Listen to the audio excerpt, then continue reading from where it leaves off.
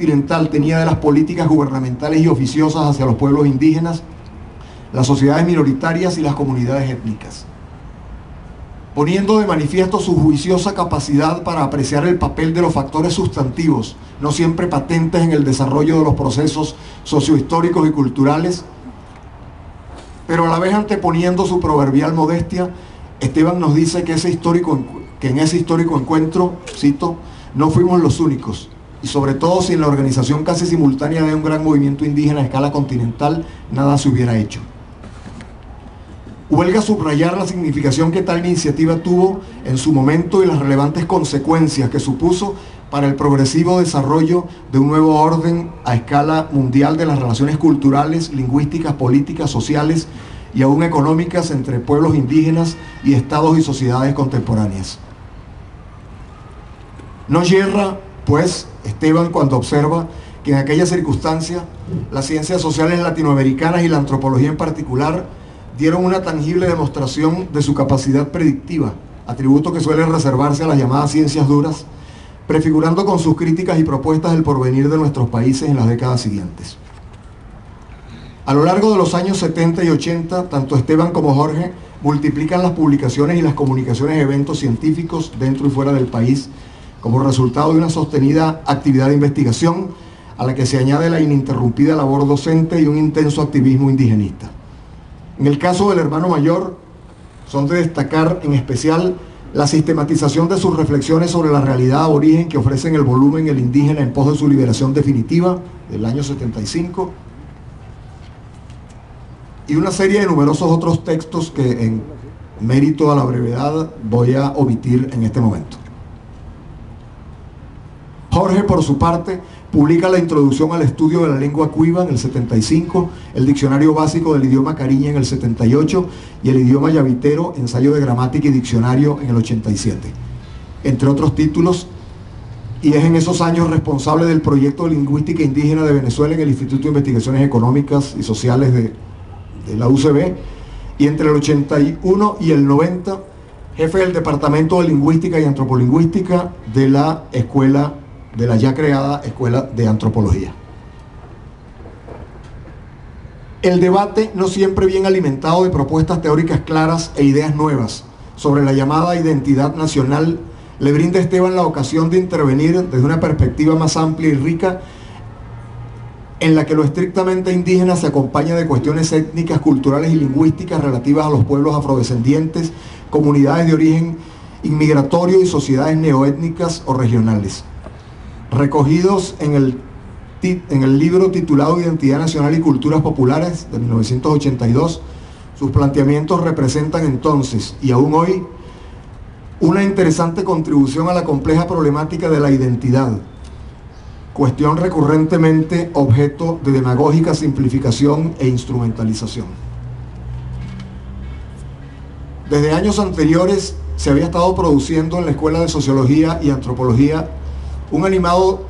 y a veces áspero debate entre quienes defendían la conveniencia de que la formación profesional en antropología se llevara a cabo en una escuela propia y quienes abogaban por la manutención del orden existente. Los Mosonji y la mayoría de los antropólogos y antropólogas se adherían al primer punto de vista. De no ser por las limitaciones de tiempo, bien valdría la pena evocar la argumentación de ambos hermanos, Esteban con su entusiasta lucidez, Jorge con la suya sosegada, tanto en la esfera epistemológica como en la referida a las ventajas prácticas que para las disciplinas antropológicas se derivarían de la ansiada autonomía institucional. Algo han debido pesar sus razones para que a la postre el Consejo Nacional de Universidades sancionara en julio de 1987 la creación de la Escuela de Antropología. El Departamento de Lingüística y Antropolingüística conoció entonces un florecimiento que las circunstancias anteriores dificultaban. Una evidencia de esta nueva vitalidad la tenemos a escasos 2 años de la creación de la escuela, con la fundación del Boletín de Lingüística, órgano periódico departamental, hoy coeditado con el Instituto de Filología Andrés Bello de Humanidades de la UCB, a cuyo surgimiento y exitosa vida ulterior ambos hermanos contribuyeron generosamente.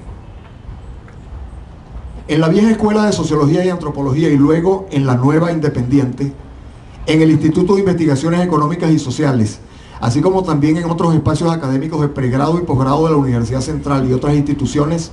los Mozonji han hecho un valioso aporte en el plano de la llamada formación de recursos humanos, expresión para la que empleo profilácticas comillas en concordancia con la reserva que a Esteban siempre le ha inspirado el recurso humanismo, como expresión y sobre todo como práctica cosificadora. Así, son numerosas las tutorías que han cumplido para conducir a bachilleres a la obtención de sus licenciaturas y a profesionales a títulos de posgrado. Algunos en el programa de doctorado en Ciencias Sociales de la FACES, del que el Mozonji Mayor fue coordinador entre 1987 y 1991.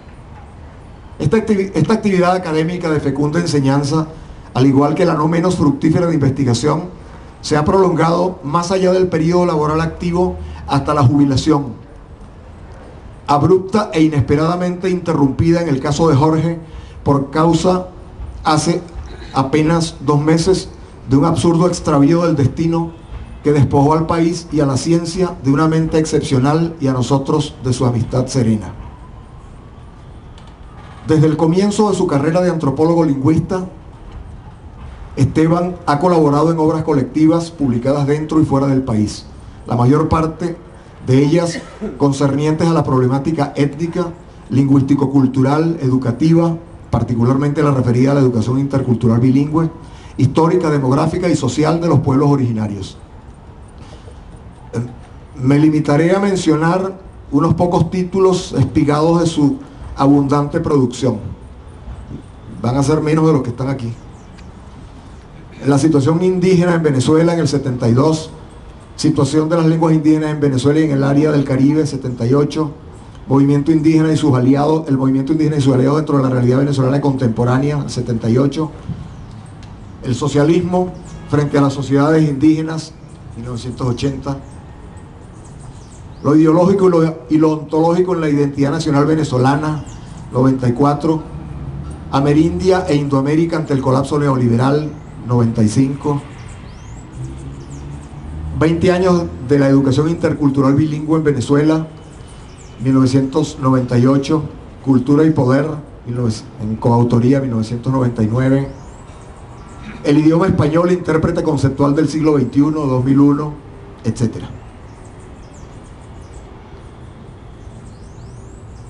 Menos abundante, pero igualmente menos profusa, pero igualmente significativas son las contribuciones de Jorge a obras de este tipo. Mencionemos de nuevo su coautoría en el Habla de Caracas, parte del ya citado Estudio de Caracas, y su participación en el volumen Los Aborígenes, en el volumen 4 de Los Aborígenes de Venezuela, 1988, de La Salle, Fundación La Salle, en el libro Cariñas, Caribes ante el siglo XXI, en el año 2001.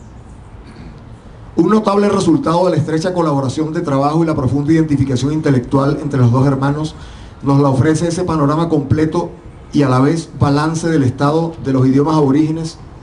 al dar inicio al nuevo milenio, contenidos en los 2 volúmenes del indispensable Manual de Lenguas Indígenas de Venezuela, del año 2000. La promulgación de la Constitución de la República Bolivariana de Venezuela en el 99 marca un decisivo punto de inflexión en lo tocante a derechos colectivos de las comunidades populares en general y de los pueblos autóctonos en particular. Al respecto nos dice Esteban: si bien por su propia naturaleza ningún documento jurídico es perfecto, podemos enorgullecernos de que nuestra Constitución actual es una de las más avanzadas en materia indígena a nivel continental